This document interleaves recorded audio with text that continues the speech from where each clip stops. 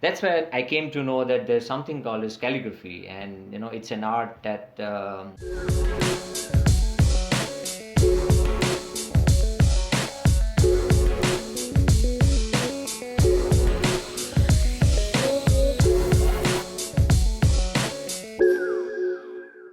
What's up, everybody? Milan is here, and welcome to the Calligraphy Masters Podcast.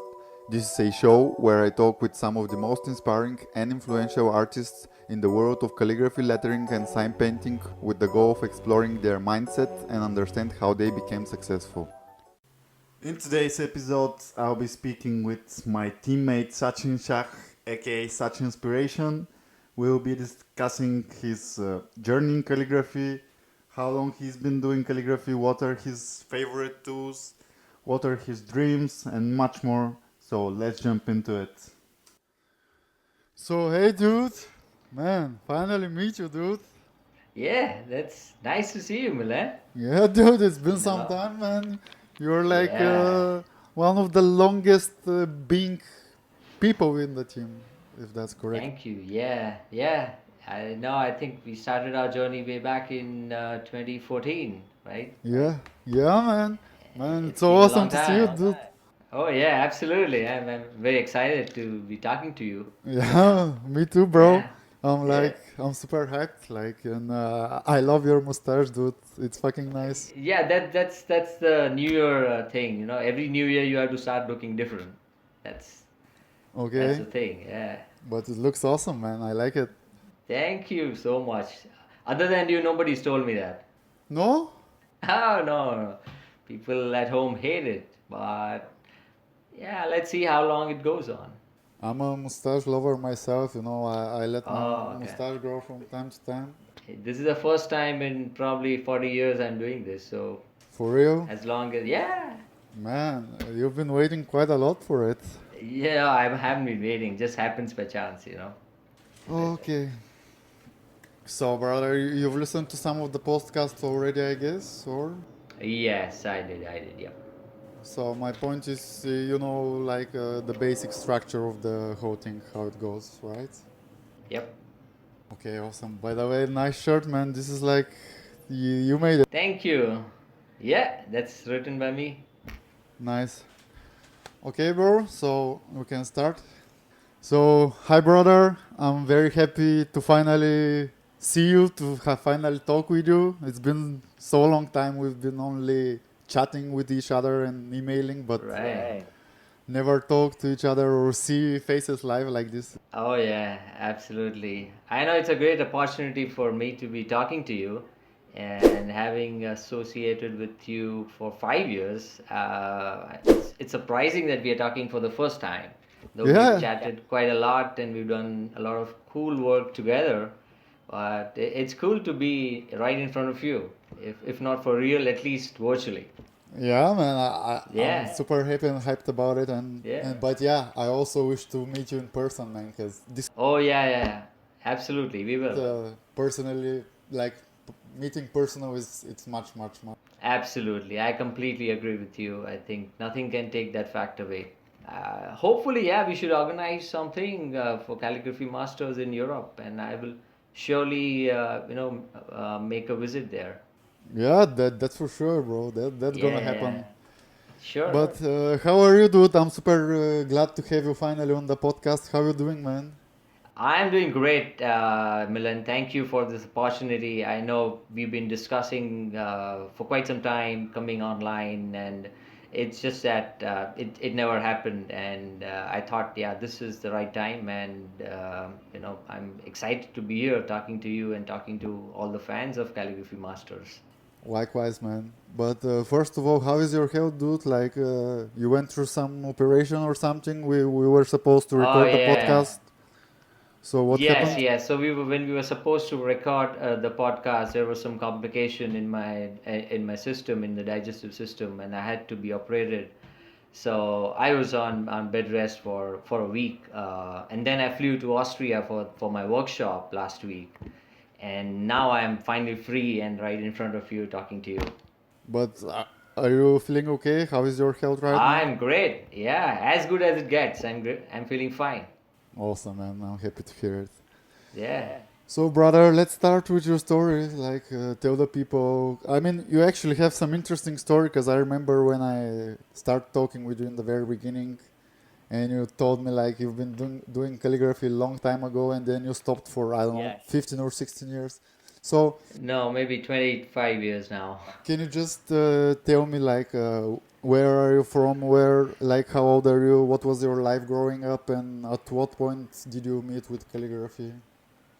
Sure. So I am from Mumbai in India, and I will be turning 44 this May. And I've been doing calligraphy for almost 25 years now. Although I'm seen on the social circuit only for the last 4 5 years, I think social media has opened up in terms of recognizing our work and so on. Earlier, we never had a chance to share our work with anyone unless you are a professional. So I've been doing it for a very long time. As a child, I was always interested in writing beautiful letters, and I used to just decorate my journals and friends' journals, and that's how the love for lettering in general, because I didn't know what calligraphy was honestly, and I have had no formal education in art at all.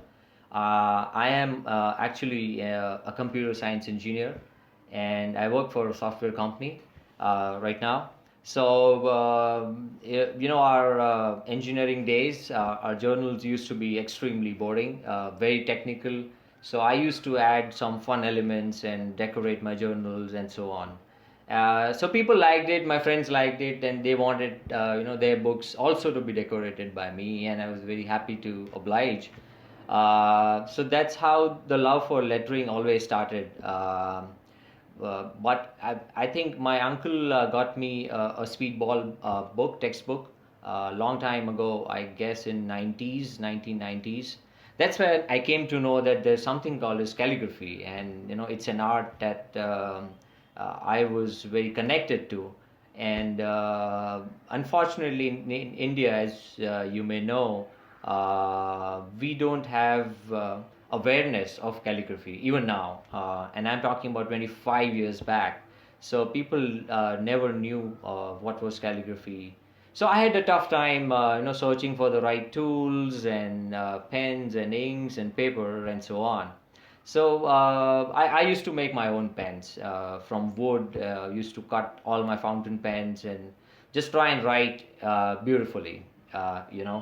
So I did that for a few years, and then I started teaching to other people because I thought the best way to learn calligraphy is actually to teach others. So I used to teach children, anybody, irrespective of their age and so on. I think I got better by teaching. I'm not sure how much they benefited, but surely I was the one to gain the most. So I did that for a few years, and then I started working in this software company that I head the operations right now, and it lay forgotten for some time, and I was out of touch for many years. Although I used to practice once in a while, so I think it's only been the last 4 or 5 years, maybe. I started, posting a lot more on Facebook, and that's how people came to know. That's how you came to know, and that's how we got together as part of Calligraphy Masters. So that's my story in short. How did you decided to come back to calligraphy after such a break? Like, what made you? Yeah, so calligraphy was always in the back of my mind. It's just that when you focus too much on your professional career, all your passions and hobbies are kept aside. And at some point, you realize in your life that life is much more than just work, right? And at this point, if I don't pursue my passions, I don't know when will be the right time. So that sudden realization has to come in everybody's life, and that's what I realized it.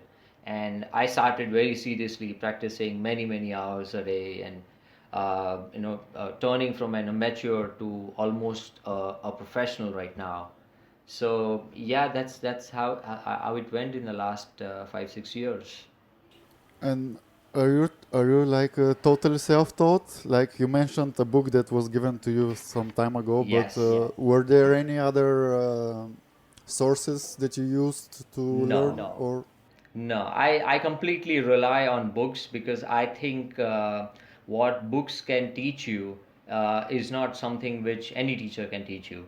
Although I'm very inspired by the great calligraphers, right from Edward Johnston to a lot more in this century, I have never attended any workshop or any formal training on calligraphy, and every time I go back to my books, I have a very large collection of books collected over the last many years now. So yeah, I basically study them, research as much as I can. Go outside, meet people, see beautiful buildings in Europe. They inspired me a lot. So I learned from all that. Yes. And what were the first three books that you started with, and like also what were the first calligraphy styles that you start learning? Yeah, so it's interesting. Although I am known in the calligraphy world for Gothic script and black letters and fraktur and so on, that's not the first script I learned. The first script that I learned was italic, because I thought it's a very natural extension of my handwriting, and it seems simple, which it's not, but that was the natural script that I was inclined to learn. So I learned italic the first, and then obviously then there's every script which every calligrapher connects to, and I connect to the black letters the most right now. And yeah, my initial books, actually quite a few, so the speedball textbook was my bible at that point of time.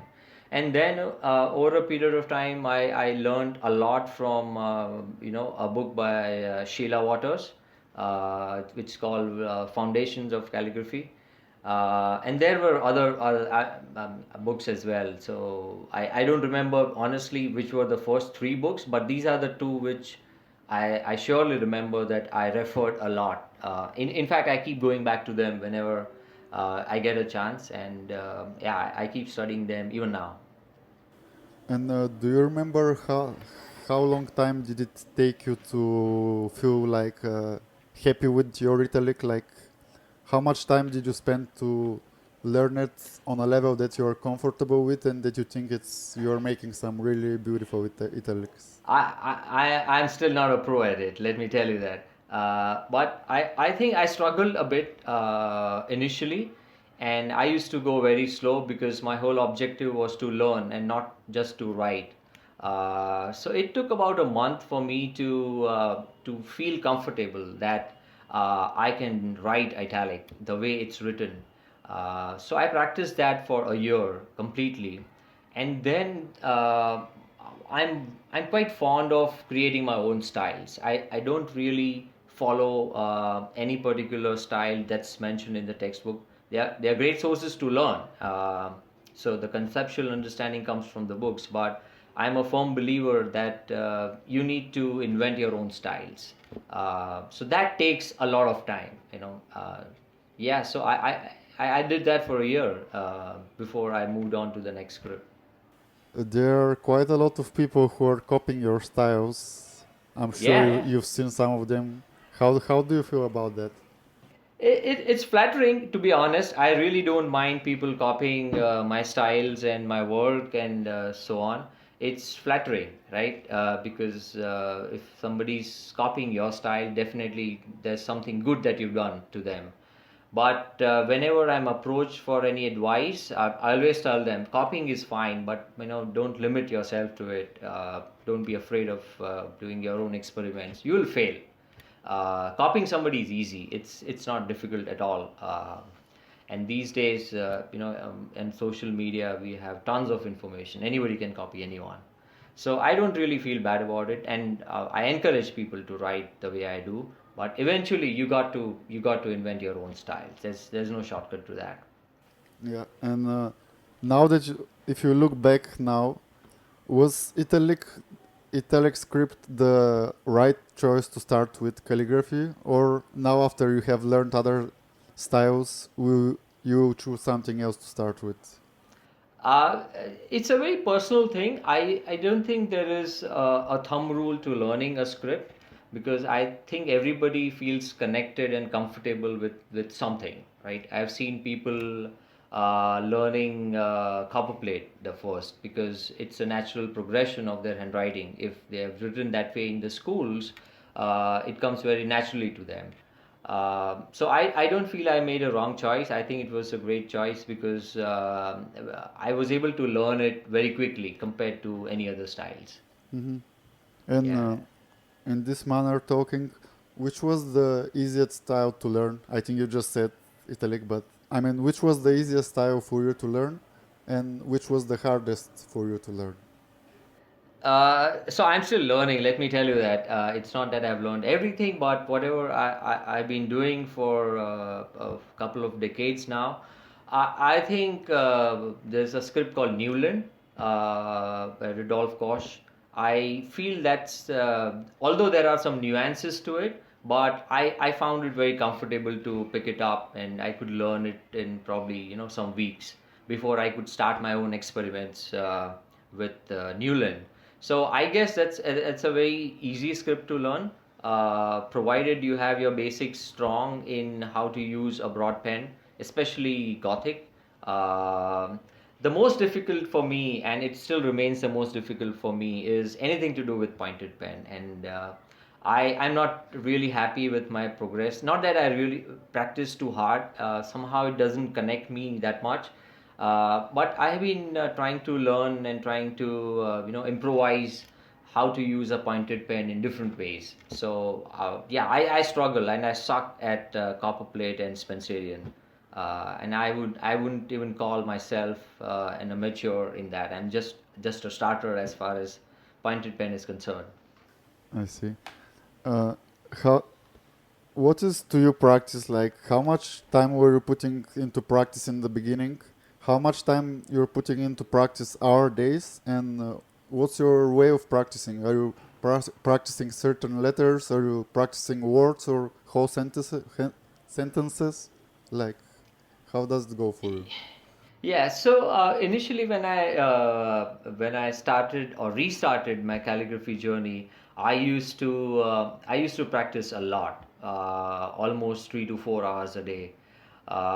Nowadays, obviously, I don't get much time because of my professional commitments, but I make it a point to practice calligraphy if there are no commission work that I'm doing, and if I'm doing calligraphy for myself. I dedicate every day 1 hour minimum. So I don't sleep at night before I have practiced at least for an hour or so. And my practice really ranges from variety of things. It depends on the mood of the moment. Sometimes I'm just writing random letters, trying to improvise on every script. Sometimes it's long sentences. Sometimes it's new scripts and so on. I think you have to be very spontaneous in your practice. What comes in your mind, what you feel at that moment, because I feel calligraphy is all about feeling that moment. So it's not a really a systematic practice that I do every day, unless I'm doing commission work.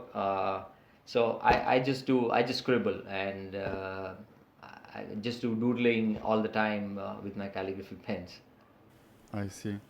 That's awesome, man. And I was just thinking, you just like in the other questions before that you mentioned Newland. Yeah. I'm a big fan of that style, man. I'm just and Okay. because it's easy one. I'm wondering Yeah. like why are there not many people that do it? Like Yeah. I don't think it's a great script if you ask me. If you really see, the usage of that script is very limited. So you can't really write long text with Newland. It just won't it won't be readable that much. So it has very limited usage as far as practicality of that script is concerned. Unless somebody really wants to get good at that script and not apply it, I feel that I pick up scripts which are usable to people, right? Which from which I can create my artwork, for which I can create logos and anything for that matter.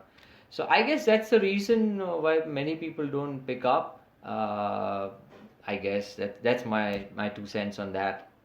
And what do you use to do Newland? Are you doing it with broad edge nib or you do it with a flat brush? Both. I do it with both. So I started learning Newland with definitely the broad edge pen, mainly automatic pens, because the thicker strokes you practice, you get better with it. Uh, and yeah, after a while, after I kind of was comfortable with the broad pen, I started writing with the brush, because in the brush you can really manipulate the brush the way you want it to. And these days I have been only using the flat brush because I just love that tool. Yeah, like, but it's not so easy to learn using it, Yes. right? Yes, absolutely. So yeah, you need a lot of practice using the flat brush for any script, not only Newland, but there is a vast difference writing even Gothic with broad nibs versus writing Gothic with flat brush. There are a lot of things that you can't do with a flat brush, unlike a broad edge pen. But I think that's the challenge we all face as calligraphers. Something which is difficult, it excites you even more, and then you want to learn it, even more harder. So, I I use flat brush all the time these days. Awesome. But you also do like, I feel like you're great with whatever you pick, man. Like, or your Instagram feed is full of broad edge nibs of brush pen work, different styles. Like, what's your favorite tool to work with, and what's your favorite style to work with, also? It's Yeah, so it's a little funny answer because my favorite tool is not the one that I write my favorite script with.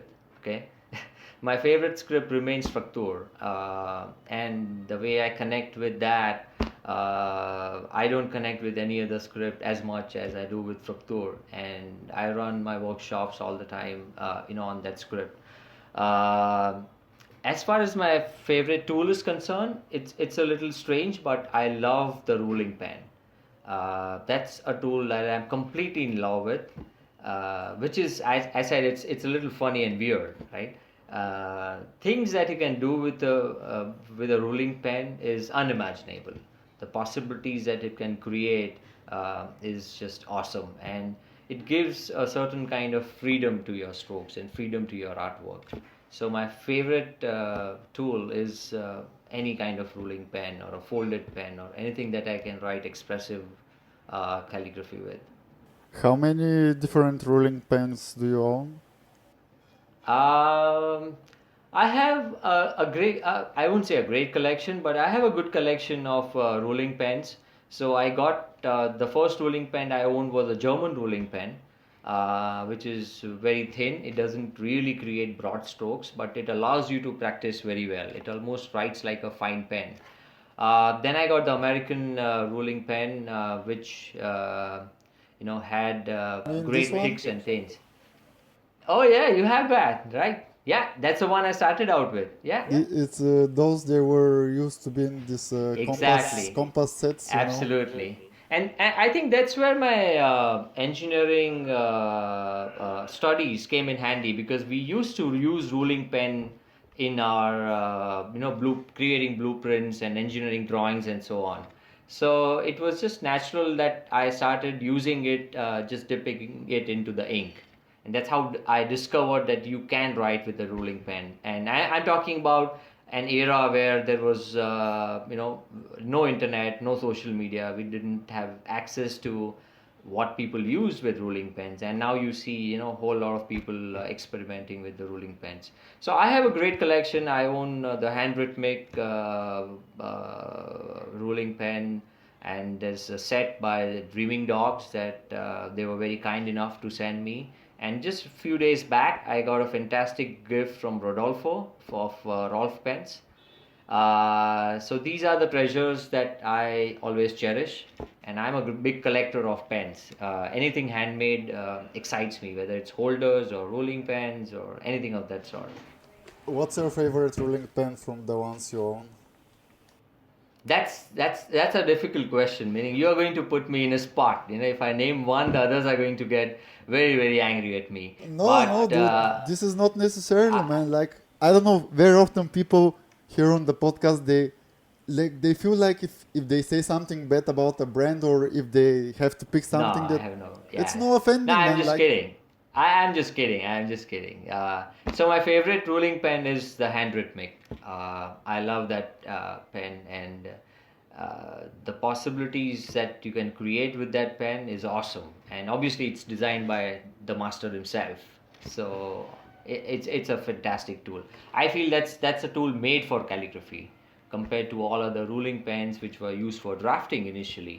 So this was the first pen I came across which was meant and designed for calligraphers. well, this is the only ruling pen that I own, actually. Really? Yeah, it's handwritten, Okay.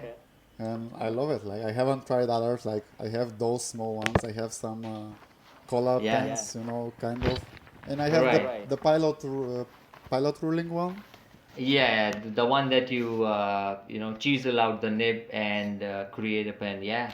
But it's a very different from the actual rolling pens, and still I like it because it has something very unique to itself. It's still a rolling pen, but it Right. gives very different strokes.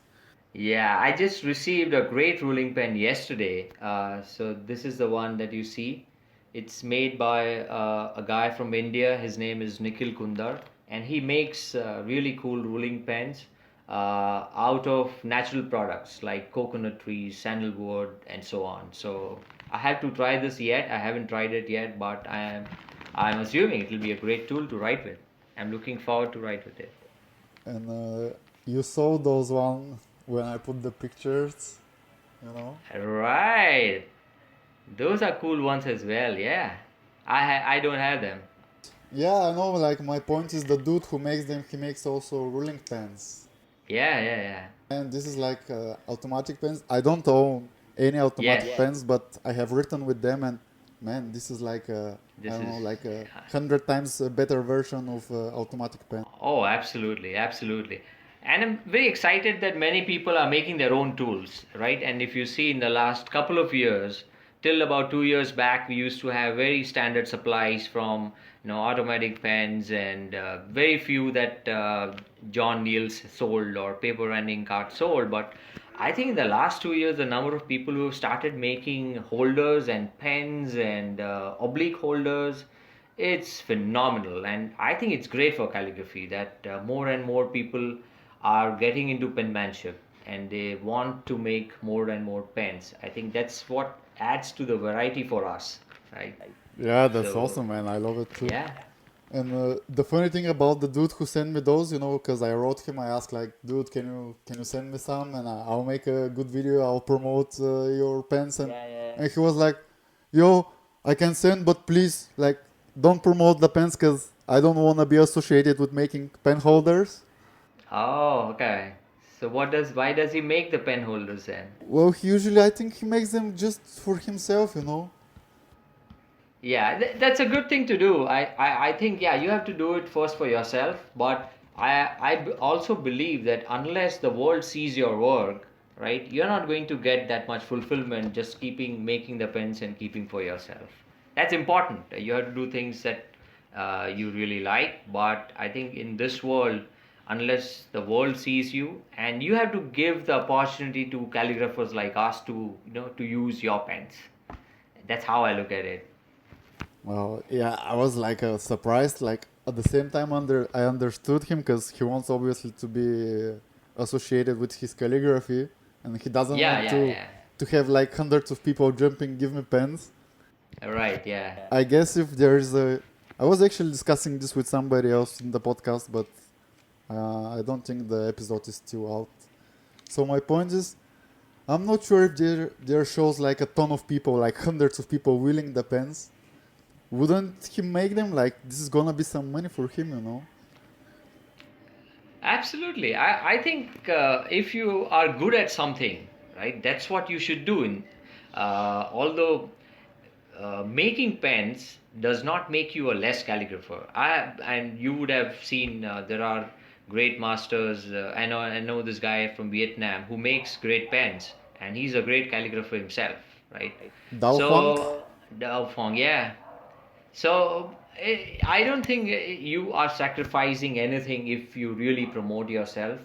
But I think the craft makes you better when you start making your own pens. You're obviously testing them before you actually ship them out. That makes you a good calligrapher. Yeah, and this Yeah, the quality of how this is built is like it's this amazing, is man. beautiful. Like It's beautiful. Yeah, those two pens are right now my favorite things to work with, and like yeah. it's fucking amazing. And I'm sure like Oh, absolutely. I would love to get my hands on that, but unfortunately, this guy doesn't respond or he doesn't, sell it. But that's fine. I'll wait for that day.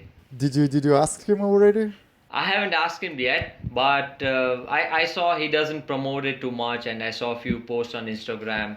He doesn't have any information about them. He doesn't have a storefront and so on. So I assume that probably he's not mass producing them, or he's not probably really taking orders. But I would definitely wait for the day when I can lay my hands on his pen. Yeah.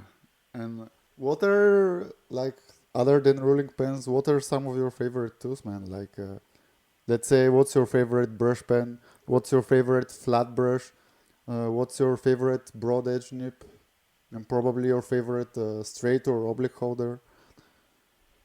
So, okay, let's go one by one. First, the easiest one, right? So, when it comes to brush pen, there are two that I use, and I'm not particularly fond of any brand, but I like the brush pen which has natural bristles on it, which almost mimic the real brush. So there's one from Pentel and Zig makes it, and a lot of people make it. It really writes beautifully, but the only thing you need to control your strokes in that. It's a lot tougher using that brush. The second one is the Fude pen. I write really tiny lettering with that. It allows you. You have. Oh yeah, yeah, yeah. Yeah, that's one of them. That's by Tombow, I guess. Yes, this is Uh, Tombow. yeah, so I have a bunch of these Fude pens from Pentel, from Pilot as well. They've started making it as well for the last 6 months or so, and they were kind enough to send me a packet to test it. So those two brush pens category is what I like the most. Um, when it comes to the broad edge nibs, because my favorite are the Speedball and Browse. Nothing comes close to those two. Speedball is very close to my heart because that's the first nib I started out with. That's the first professional nib that I bought when I was learning, and so it's very close to my heart. I feel very comfortable writing with a Speedball, and Browse is also my favorite. Although Browse doesn't, the maximum you have is 5 mm, doesn't have more than that. But for anything small to medium lettering kind of work, Browse is my go-to pen. As far as large lettering is concerned, or big bold letters are concerned, I still use the automatic pens. They are pretty inexpensive, and I think they last a long time. So you can really, and they are available right from, I guess, 1/4 of an inch to maybe 1 inch. So that's the range you get in automatic pens. So I love the automatic pens for that. And if you see my Instagram feed, I usually like to write really bold and big. So that's when I use the automatic pens. What has happened in the last few years is, as I mentioned to you, a lot of people make their own pens and stuff like that. I've come across with a lot of people who create their own pens, and there's a friend of mine here in India who makes, I wouldn't say automatic pens because that's a brand, but very similar to them. They make all completely handmade and out of brass. So that's the one I'm digging right now, and they come in like a variety of 20 different sizes. So that's one I love the most. If you give me a second, I can show you what I mean if I have them handy. I want to contact this person, man. I will give you his number, and so this is the one. This is a pretty cool one. This is non-corrosive metal, and it's completely made with hand, and it's pure wood that he uses. No plastic or any of that material. And I have been buying a lot of handmade stuff in the recent times because I feel it's our responsibility to promote people who make great tools. They're made with a lot of passion, a lot of love. So these days, I only write with handmade straight holders. I stop using, any plastic standard holders which the usual companies make. Yeah. As far as flat brush is concerned, I don't own too many of them, but my go-to brush is always the Winsor Newton 995 series. I have all, I think they make in 3 or 4 sizes. I have all of them, and they last pretty long. If you take care of them, they last really long. So I've been using that for years now. So that's my go-to brush for flat brush lettering. And about straight holder or oblique holder, or you don't really use it? Oblique holders, I have a few. As I said, I am not great in pointed pen, and I struggle with that. So I really don't use a oblique holder all the time. Sometimes, when you want to break from your usual routine of writing Gothic or Newland or italic or ruling pen, that's when I just try and write with pointed nibs, and that's when I use oblique holder. But again, the oblique holders are all handmade. So this is the one that I got from this friend of mine yesterday. Uh, yeah, it's made from coconut. So this wood is coconut. He uses all natural ingredients, all organic stuff to create his holders. So he's made this ergonomic holder for me out of coconut.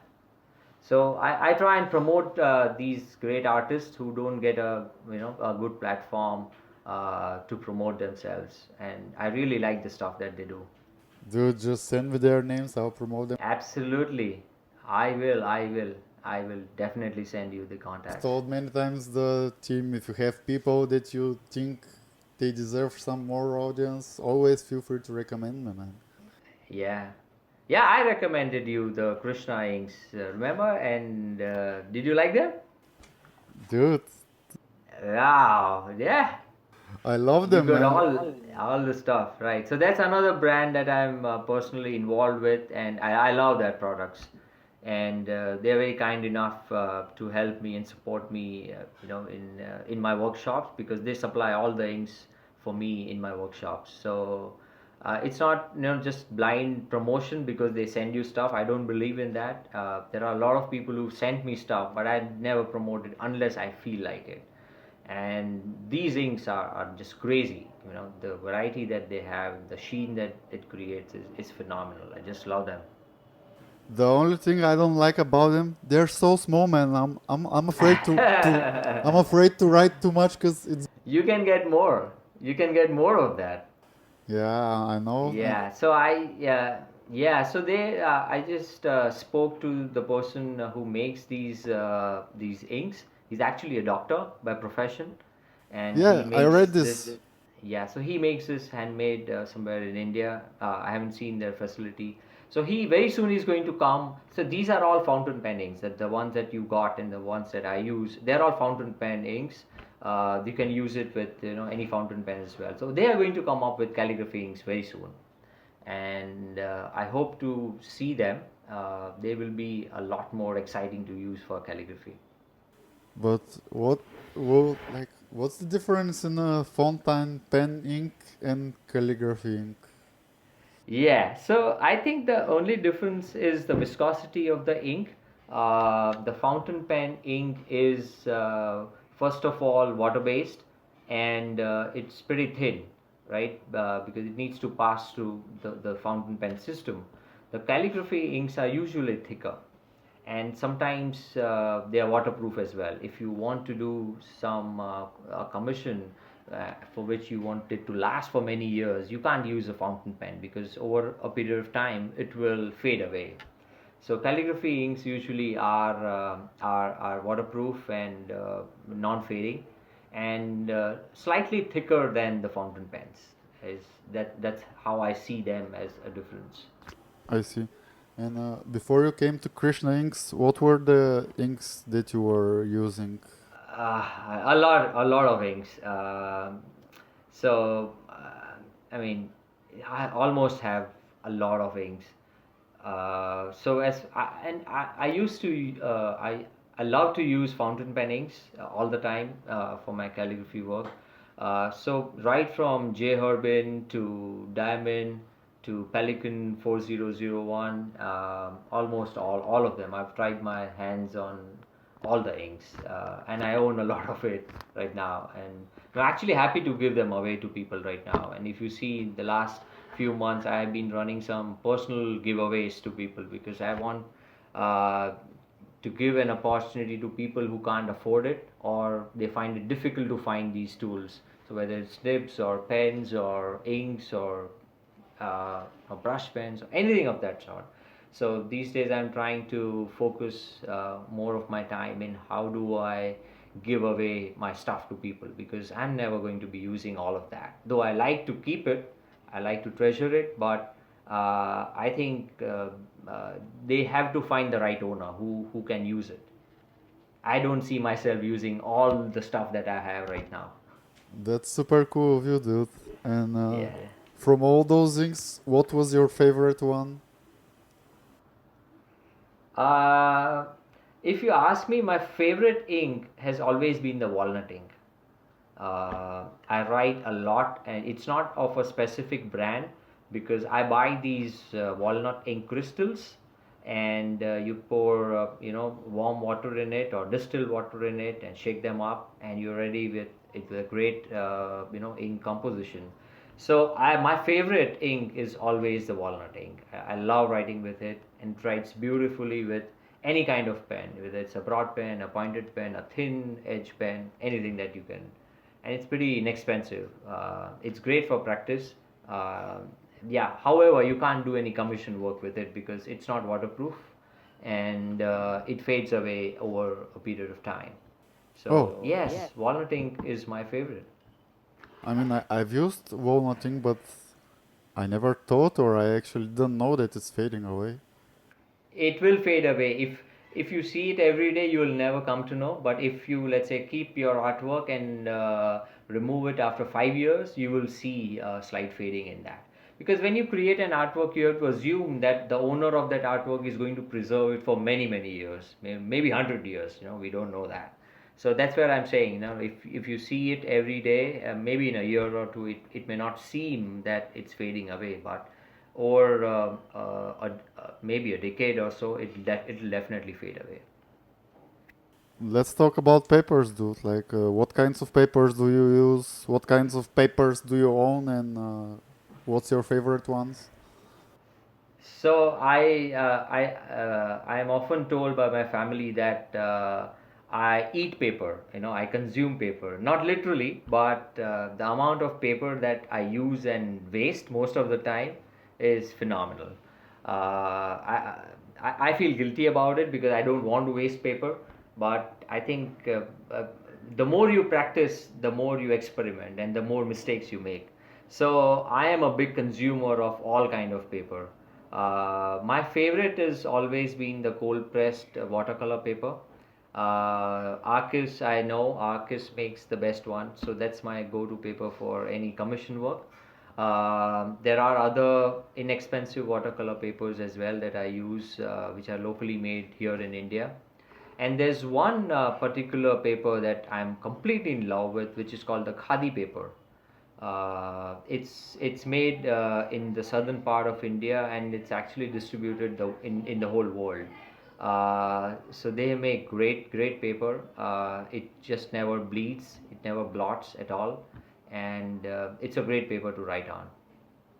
Yeah, I've seen this paper. Like, like not seen it, but like I've seen on Instagram people like writing in the captions khadi paper and stuff, but I didn't know it's Indian actually. Yeah, it is. It is. So khadi paper was invented in India. It's still made in India because we have big industry, paper industry here in India. Again, I think people don't have that exposure and they don't promote themselves well. Khadi paper did that, and they did a great job in making their presence felt to the whole world. Awesome. And what about commission work, dude? Like you mentioned, you do some commission works from time to time. Like, what kind of Right, right. commissions do you do, and what's your favorite ones to do? My commission range from private collection, where people want to own an artwork or a piece of lettering or a quote or a poem or anything that they feel connected to, and I write that and I design it and write on paper and send them. That's the original commission that I refer to, which is mostly for their personal collection. And then I work with a lot of publishing companies as well, sometimes to design some artwork for their magazines. If you see my feed, there are at least 3 or 4 commission work that I've done for magazines, where my design was published in some of their editions. There are the usual things that I do, which are logo design and name writing, tattoo design. I do a lot of tattoo designing as well because I think that's quick, and it's great to see your artwork on somebody's body. I feel there's no better proof than that. Personally, I love to design tattoos, tattoo lettering for people. So these are the kind of commission work that I do. My favorite artwork commission is there's a guy called Leaf. I forget his last name. Leaf Friedman or something like that from Norway. He's a great typographer himself. He's done really cool work for many companies, large corporates, and very experienced. He's been doing typography for 50 years now. So he commissioned me for one of the quote that he wanted written and for his personal collection. And I believe there are 9 such pieces that he's collected, and from all the big masters, right from John Stevens to uh, Julian Waters and Elmo and so on. And my artwork lies right next to them. I am not as great as them, obviously. I understand that, but when you see your artwork in front of some of these greats that you have admired, it gives you a real sense of satisfaction. So that's my favorite one. That's super cool, man. And can you talk a little bit about pricing for the people who like don't know yet how to make their prices and what to do? Like, what's your process in pricing your work and different commissions? So, so initially, when I started taking per commission work, it was a little difficult because most people who contact you for commission work think that they are paying for your time, right? And if I want to, let's take an example of writing a name, right? It doesn't take me more than maybe an hour or so with all the iterations that I go through. 1 hour is max that it takes, but I can't charge you for that 1 hour. It's not a time based pricing. Art is not time based, right? It's basically I'm charging you for all the 20 years of experience that I have, right, in order to be creating that artwork for you in 1 hour. So it's a little difficult subject on pricing. You probably never get it right. I think that's where it's important to understand the outside market. You know what others are doing, and you have to create a benchmark for your own. Meaning, I know people charge anywhere between $25 to maybe $200 for a tattoo design, but I am a little more than that because I've created a benchmark for myself that I will not do work less than a particular value. And more often than not, it's about the budget as well. When you're working with design companies, they have a very specific budget, and you have to fit in your artwork within that. You don't really have a say with respect to pricing. You can just say yes or no. So it's a difficult subject. I usually rely on my past experience in deciding what would be the right pricing. More often than not, I get rejected, to be honest. Uh, but it doesn't disappoint me. It doesn't discourage me. I think we have to set a benchmark for ourselves and go with your gut feeling. And what about workshops, dude? Like after the, I mean, you mentioned back in the time when you started, very soon after this you start teaching, but at the moment when you came back to calligraphy a few years ago, when exactly did you start doing workshops? How did you decide to do it, and what are the workshops that you're teaching? So initially, when I spoke about my college life and I started teaching calligraphy, it was more of hobby classes. It was never serious calligraphy because I myself was learning, and it was all ranging from kids who were like 10 years old to elderly people of 60 years old, and they wanted to pursue that as a hobby. So that was different. But right now, the workshop that I'm doing, I'm not really doing any basic workshops or basic script. They're all meant for advanced techniques and people who already have some experience in calligraphy. So I started teaching 3 years ago, and I haven't done too many workshops, to be honest. But my resolution for 2019 and going forward is to spend more time teaching. So as we speak, I just completed an Anshul workshop and a Fraktur workshop in Austria. So we did the Anshul workshop in a city called Linz, and the Fraktur in Vienna. I just returned from there last week, and in June I'm off to Hong Kong, and I'll be teaching ruling pen, Anshul and Fraktur again over a period of 3 days in Hong Kong. So that's what's lined up. There are a lot of inquiries coming, but as I said, I really need to balance my time. If I had all the time in the world, I would possibly do workshops every month. But my professional commitments just don't allow me to travel so much as often as I would like to do. But this year, for sure, I should be having two more workshops somewhere around the world, well, maybe one in India. Have you considered going for 100% your income to be from calligraphy and to leave the other job, or? I think about it every day. But the fact of the matter is, artists don't get paid. Let me be very honest. I haven't reached a point in my life that I can sacrifice my work for calligraphy, but I am moving towards that goal. I have not reached that goal, but if all goes well, maybe next 5 years, I don't think I'll be working. Only be doing calligraphy. Was, what's about the workshops like? Uh, what do you like about it, and do you prefer doing workshops or you prefer doing just your own like artwork, or maybe you prefer more doing commission work? Which of those three do you enjoy the most and why? Yeah, so again, it's a little funny answer. So the the thing that I like the most is doing things for myself, which nobody else sees.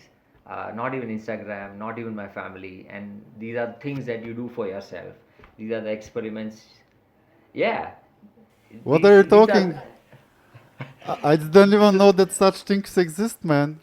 yeah, they do. Everybody has their dark side, and this is my dark side that I don't show. I would say a lot of my work, but some of my work to anyone, because they it has been done with a lot of love and passion, and it may not be the best work for people. Okay, I know in social media usually you post things that people like, not necessarily you like, right?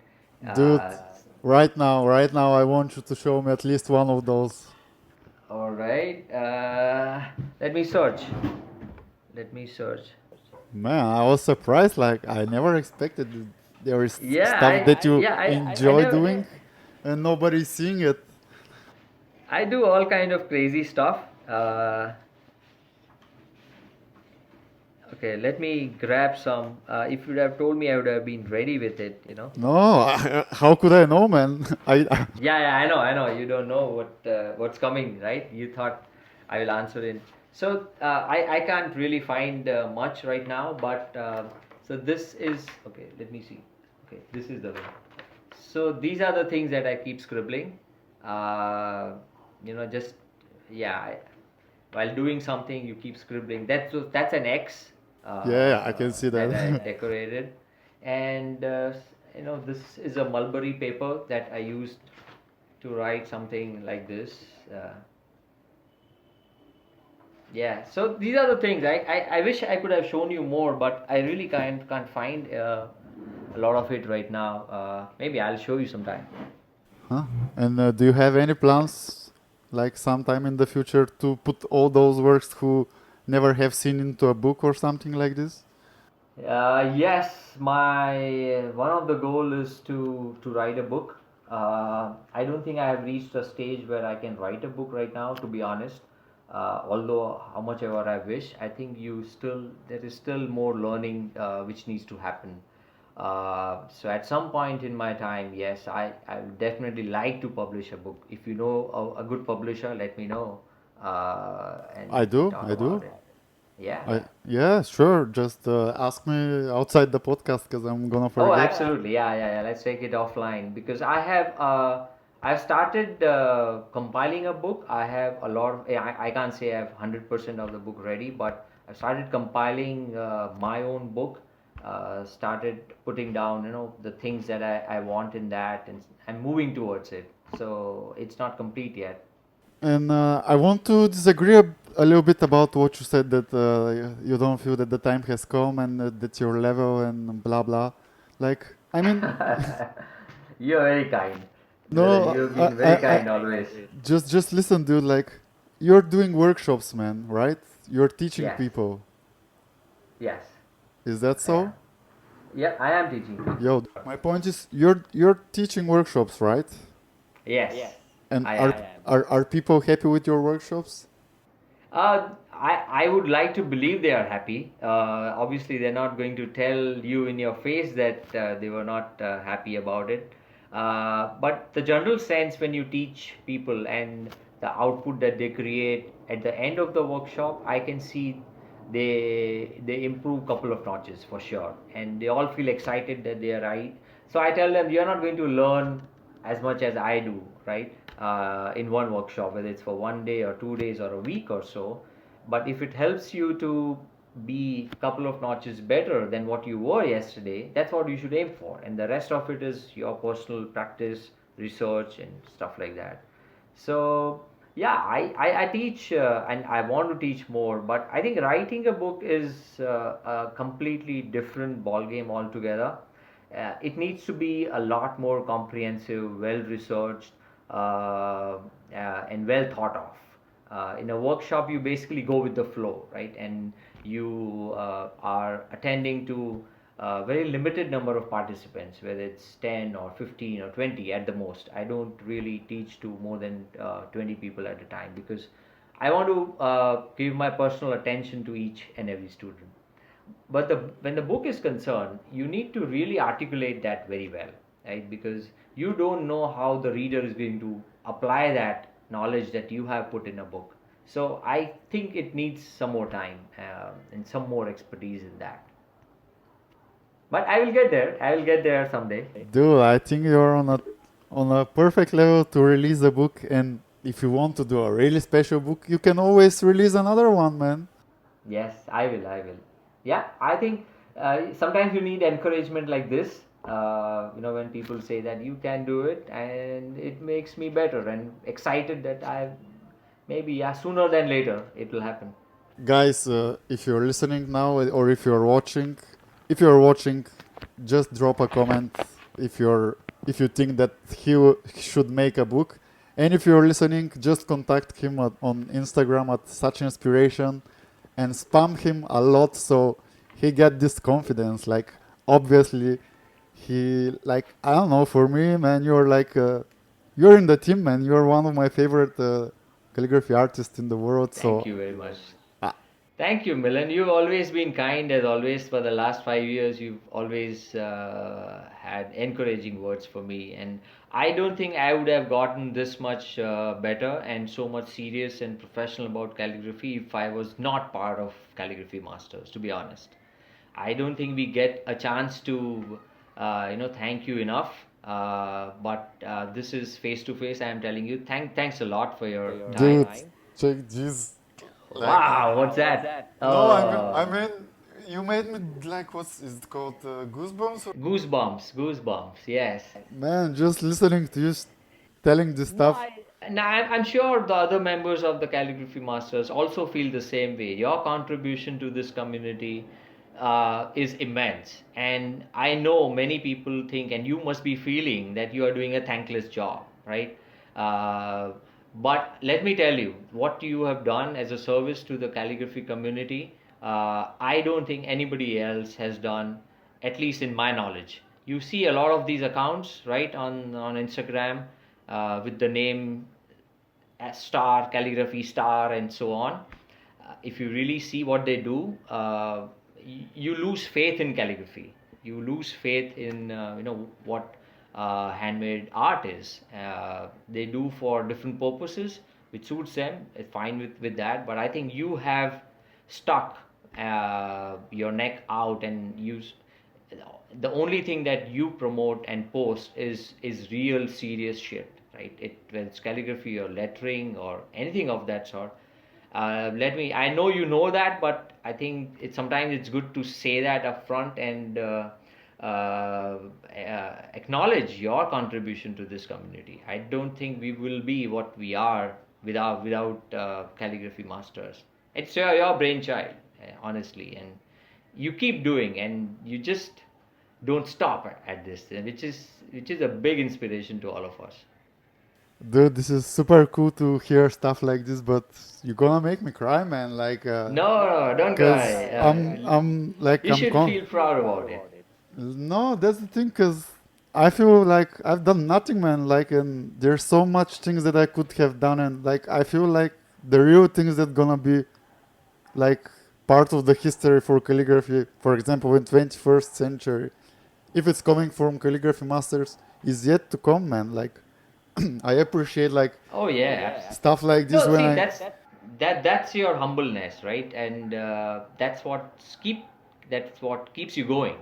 But If you dude, think you, I literally I do nothing special, man. Like I've been doing bartending for 11 years. All of the sudden, yeah, I know. I fell in love with this thing, and I've been educating everything myself, man. Marketing, like the only Right. thing that I had in me is it's what I share, and what I share Yes, is what I like, what inspires me. But absolutely. I do nothing special, man. I'm just putting the time to learn what to do and doing it. That's the essence of great men. They don't feel they do great things, but it impacts other people. That's how I look at it. I think the work that we do, whether it's calligraphy or you managing the calligraphy masters community, how many people it's impacting, right, in a positive way. It's countless number of people. I think that's what our aim is. You left me speechless, dude. Like, No. I just spoke the truth, which no maybe I haven't told you, and maybe others haven't told you as yet. But that's what I personally feel is your contribution to this society. no, it's. I mean, I can't describe it. It's super awesome to listen to stuff like this, especially from people whose work I love and respect and admire. And I'm just confused when this happens, because I'm I'm sorry, man. Um, I'm just confused when I talk with somebody who's doing some crazy awesome job and it's super skillful and does crazy stuff and is inspiration to so many people. And when such person talks stuff like this to me, I'm like, uh, what the frick? That's the truth, Milan. That's the truth, and we all appreciate your efforts. And I know we've been talking quite a lot for the last 4 5 years in promoting CM, and we've shared ideas many times, and the exciting stuff that you come up with every single time. is just mind-boggling, and you just don't rest at all. Dude, thank you, man. Like, it means a lot. I really mean it. I really mean it. I never say things that I don't mean. So yeah, take it as a compliment and keep doing the great work. I know the CM website is next on cards, right? Whew, that was crazy. Cool. You feeling better now? Yeah. What the? Great, great. Whew, yeah. Whew. Okay. So, uh, how do you feel about the calligraphy world our days? What do you think it's man? What do you think is going the right direction, and what do you think is going in the wrong direction, or what people are doing wrong for the calligraphy world? Yeah, let's talk about the good part, and I feel very encouraged, and it's very heartening to see a lot of young people wanting to learn calligraphy. I have seen kids as young as 12 and 13 writing to me, and they want to pick up a pen and a nib and learn the traditional way. I think that awareness that we've created in the last decade or so, there are a lot of people who want to pursue calligraphy, maybe as a hobby or as a passion or as a profession at some point in their time. That encourages me. I feel very happy that many people want to learn it from all parts of the world. Earlier, it was, I think, very, very specific about the people wanting to learn in some parts of Europe or the United States, and the Chinese guys did Chinese calligraphy, the Japanese guys did Japanese calligraphy. But if you really look, I think we've really gone multicultural now. People are learning new languages to be able to do Latin calligraphy and so on. So, which is great, right? The only thing that I get a little disturbed about is the right way of learning, and I think many people have started picking up the easy way. When I say the easy way, it's the digital way, right? And I've been pretty vocal about this on my social channels, that I'm not against technology or against an iPad or Procreate or anything of those tools. They are great tools, and I use them. I use iPad. I don't use Procreate, but I use iPad for a lot of things that in my life. But you should never learn with that. That's not the right way to learn. I think the only way to learn is pick up a pen, pick up ink, and write on paper. There's no other way to learn. My only advice to people who are not learning this way is you will not be able to go too much far if you do digital calligraphy. Okay, it's not meant to be a learning tool. You can improve your productivity when you're designing stuff, and when you are a pro in calligraphy, use them for productivity. That's the best use of those tools. So that's what I don't like. I see a lot of people learning the wrong way, and taking a very easy path. So that's what needs to change for the betterment of calligraphy. Are there any styles that you are not skilled with yet, but you are willing to learn? Um, I think calligraphy has like tons of styles, and I feel very comfortable with most of the broad edge work, whether it's italic or Gothic or Newland or Unsure or anything of that sort. I feel very comfortable. I still need to learn more in that, but I feel I have reached a stage where I can teach people in those scripts. Uh, the only scripts that I struggle with, as I mentioned earlier, is anything to do with pointed pen just scares me. It's copperplate or Spencerian or any ornamental work.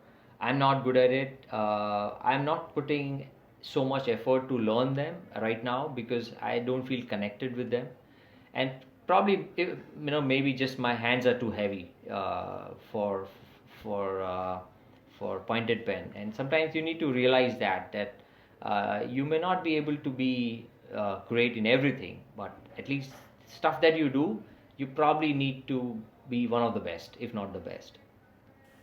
Okay. And I know the answer, but I'll ask anyway so people can hear it as well. Like, why are you not doing Indian calligraphy? I've been asked that question many times. There are a couple of reasons.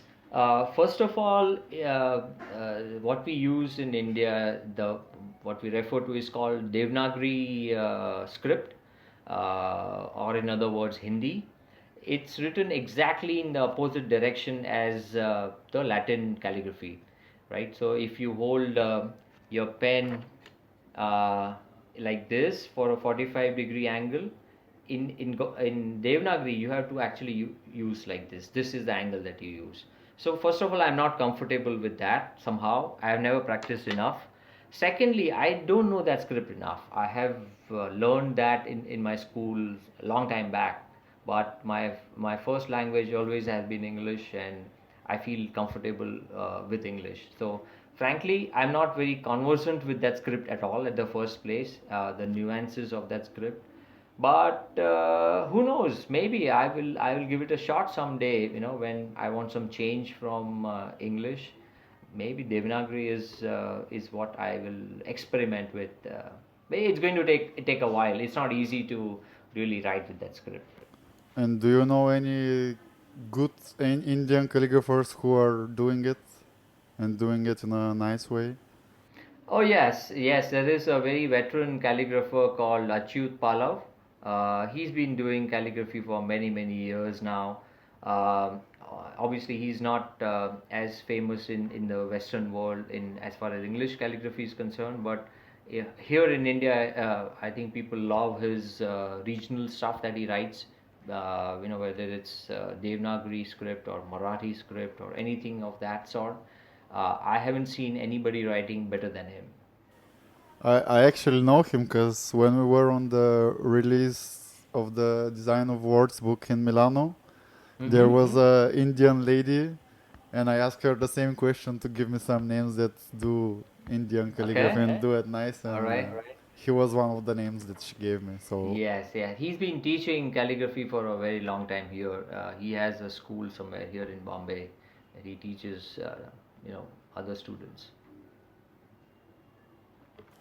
can you give me some names of calligraphers, artists that are inspiring you, that whose work you admire, both a few masters and both few modern, if you can call them this way. Yeah, so my favorite, and I look up to them always. They may not know this. I haven't told them this, but I am very inspired by John Stevens, and I write about him whenever I get a chance, and I thank him from the bottom of my heart. He is one person who's inspired, or his works have inspired me the most. And the best thing is he doesn't even know about it. It's just like you didn't know how great job you were doing in Calligraphy Masters, right? Unless we tell them. So it's about John Stevens. He himself doesn't know that how many people he has impacted in a great way. So he's one of my great inspirations. I love Julian Waters and his mother Sheila Waters. I'm completely in awe of their work that they have contributed to this society in general. So these are the great masters that I'm very inspired with. From modern calligraphers, I think there are quite a few who do excellent job these days, and they're pretty young. This guy called Nick, part of our CM, Nick Visoli from Nick Italy. Visioli? Yeah, I love his work. Yeah, that's that's a raindrops, right? And yeah, that one as well. Yes, yeah, I know. I'm pretty. I follow his work very closely, and I love his work completely. So he's one guy I really look forward to his posts because I see he experiments a lot. He likes to invent his own stuff. He is ready to challenge the conventional, which I love. The other very conventional calligrapher is a guy called Trile, also known as Trishiba on the social circle. He's awesome, man. He has a very sound knowledge of the concept of letters. Uh, and he understands every single thing the right way. Just like how we would like everybody to learn. I think he's learned the right way. He's applying that knowledge, and he's doing a great job. I love his work. And he's super young, man. Yeah, I don't know how old is he, but I was told that he's pretty young. He's in 20s or something like that. So, and that's what I feel very heartening that people that young age are learning the right way. He comes up with awesome artwork all the time. So yeah, I love his work as well. It's funny because all the names that you said are people from the team. It's a coincidence. It's just a coincidence. Maybe you've got the best team with you, right? So that's how I look at it. That's Yeah. for sure. Yeah, absolutely. Dude, Now, how did I'm you? not saying this. I'm not saying this because they are part of Calligraphy Masters, right? And you know me well. I pretty speak my heart out. They are truly inspiring, and But I've said it like not once, man. Like people who are in the team are the best, in my yep, opinion. You know, yeah, like no matter who is it from the team, I think he's one of the best in what he does, and that's why he's part of the yeah, team. absolutely, absolutely. Dude, tell me, like, how did you feel like when I wrote that John Stevens has accepted and is part of the team? Like, I first thought you were playing a prank on us, because I never thought that he will agree to join Calligraphy Masters, because he's a great guy. We all know that. He's in a different league. Let me say that. We are all very different, and he is in a different league altogether. So I thought you're probably playing a prank on us, and you're trying to, make a joke here. But when I saw that he's indeed a part of it, it was unbelievable, and it was very exciting to see that my association with CM is going to be a long-lasting one because of the team that we have. yeah, awesome, man. Like, what can you tell me one, like, not one, like some of your goals and dreams that you have about calligraphy, like about things that you want to do or stuff that you want to achieve? Like, where are you going with calligraphy, or where do you want to go? Like, I think as far as the learning part is concerned, it's a constant endeavor to learn as much as I can, improve on my scripts and experiment, come up with your own stuff, learn some new scripts as well. So that's an ongoing, as long as we are alive and our hands are working, I think that will continue. Uh, I have few goals in mind. First, I think I spoke about writing a book. So that's my goal number one. My goal number two is to to hold an exhibition of calligraphy somewhere. I don't know where, how, what, when, but that's one of my goals that I have. I haven't put a timeline to that, but this is what I would like to do. This is what I would dream of. And thirdly is obviously spending more time teaching other people. I want to conduct at least one workshop every month. Is my goal at some point in time. If not now, maybe a couple of years down the line. So yeah, those are my goals as far as calligraphy is concerned. you've actually already been a part of exhibition, dude. Yes, yeah. In some of my works, I know we were in Aqua Sumarte, and some of our work was displayed there. But yeah, the stuff that I'm talking about is a solo show when where the whole gallery is filled with your work, and it's not for commercial purpose at all. It's just to show that what can you do. Just trying to inspire as many people as I can. What about prints, dude? Have you ever made some prints, or do you have in mind of doing some? Yes, I have. I made some prints a couple of years back. There were three prints or three designs that I put it on Etsy, and got a decent response. I wouldn't say a great response, but I got a decent response with that. I didn't pursue it further. I think you have to constantly keep updating your storefront, right? Constantly keep on coming up with new things, which I'm not able to for some reason. Uh, so maybe in the future, yes, my problem is I need a lot of help in deciding which prints people will look up to, because I am the biggest critic of my work, and I mostly believe that people will not buy it. So somewhere you need that motivation, some push or some encouragement from somebody else who understands calligraphy and who guides you pretty well. So yeah, I think You have a lot of posts which for me are like ready for prints, man. Like the design and everything, like the structure and composition, they are great for being prints, you know. yeah, Actually, people who are listening right now, go to his profile and let him know in the comments which ones would you like to have yeah, as a print of him. That I guess this will help him a lot. So if you're yeah, listening, yeah. please do that. Sure, I will. I'll take that feedback, and yeah, it will be great for people to comment on what artwork of mine would they like to see in prints, and I'll definitely make them. Yeah, And what about shirts? You're wearing one, but is it just this down? is only for myself. Yeah, this is only for myself. And you Yeah. you haven't sold any shirts? No, no. It's just for fun. These things are only for fun. I never thought it very seriously. But I have worked with companies who make T-shirts. I have made designs for them, because I feel you should do things that you're good at, and I'm not good at in printing stuff on shirts and stuff. I don't have any expertise with that. So I worked with a lady who wanted to make yoga wear, and we had all the quotes from Rumi written on the yoga wear for her in the US last year. So yeah, I work with a lot of these shirt and t-shirt companies, sweatshirts and stuff like that, who just buy my designs, and I'm happy to just design it for them. Awesome, man. Like, what else, dude? Is there something I haven't asked, but you're willing to talk about?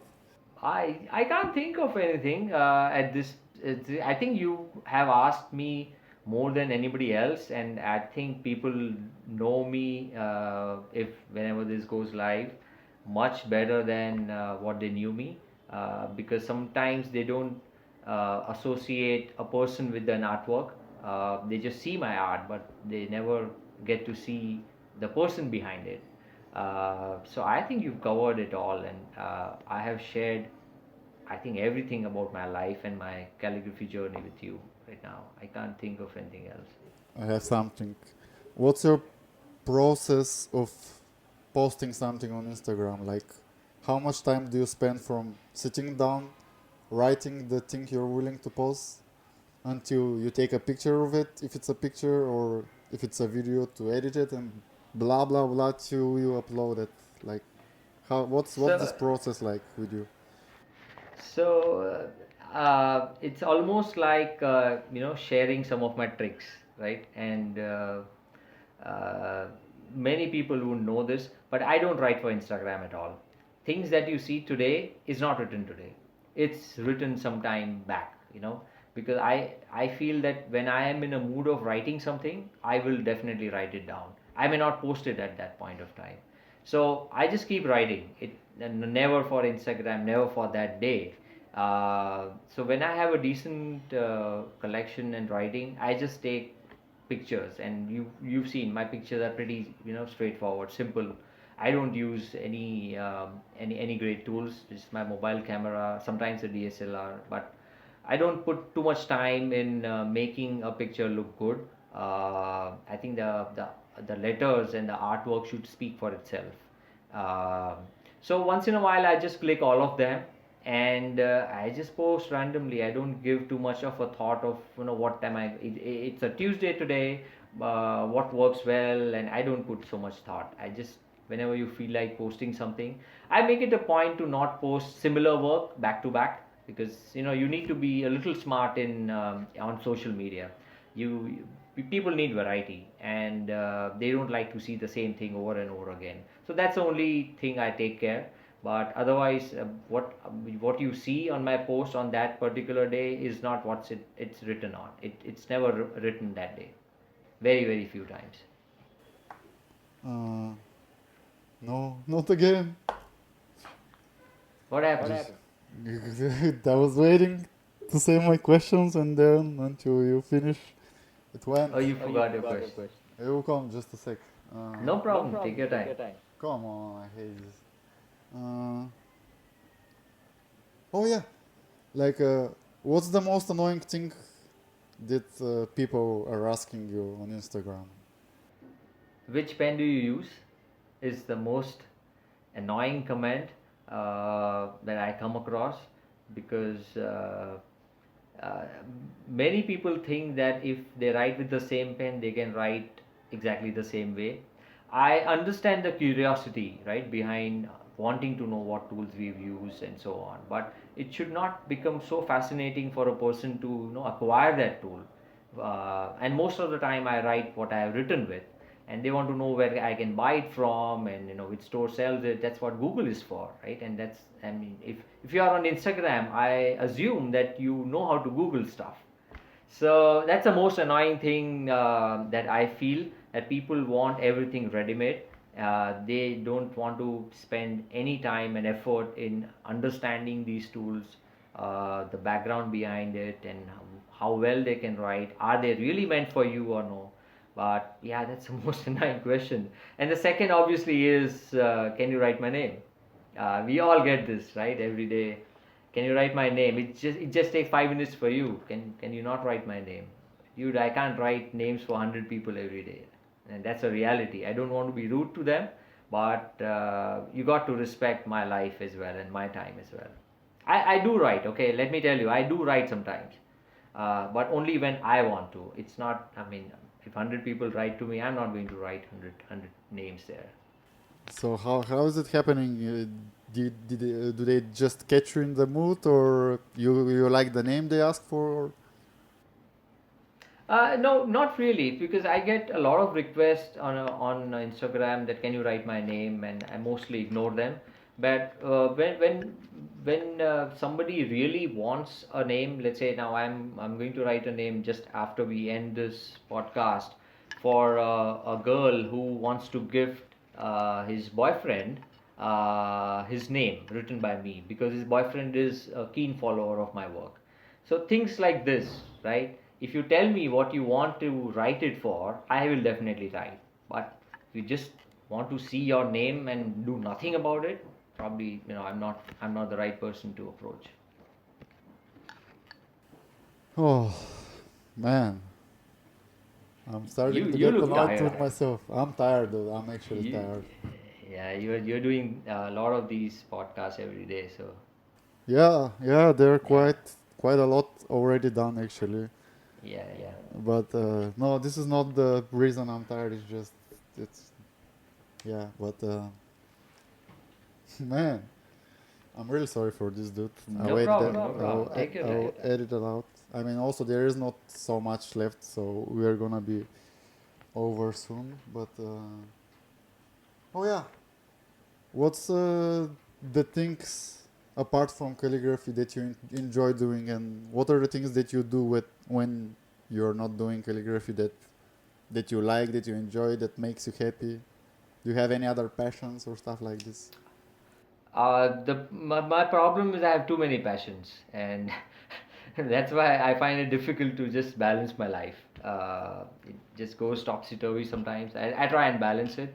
So I like music. I love music. I love singing.